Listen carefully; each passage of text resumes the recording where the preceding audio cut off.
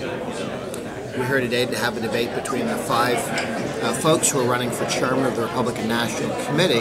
The actual vote's in 2 weeks. 168 members of the National Committee get to vote. But the point of this debate is so that millions of Americans can watch it on C-SPAN, on websites everywhere, and be aware of who the candidates are, what they stand for, and let their feelings be known to the actual members of the committee that are going to be voting. We're going to be dealing with a whole series of policy questions as well as nuts and bolts questions. If you want to run the Republican Party, what will you do differently than's been done in the past?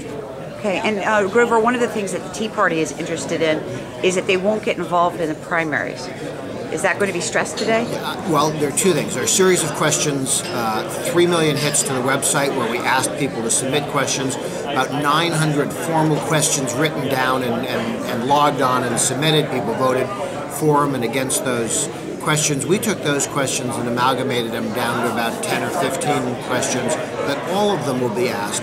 And they deal with those sorts of questions. How do you deal with the new entrants to the party? How do you deal with ideological divisions? How do you deal with running Republicans in blue states or blue congressional districts? You have different rules for them than for guys in Texas. And then there are going to be a series of questions that people either here in the hall will ask or people watching on TV or by computer on a website can send in a tweet.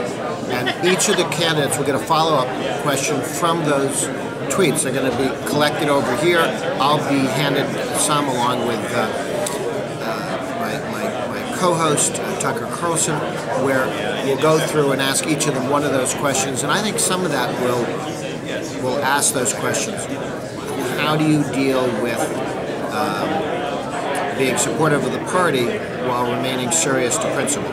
Well, thank you, Grover, for putting this together. This is so useful and very instructive to all the American people. Thank you. Thank you.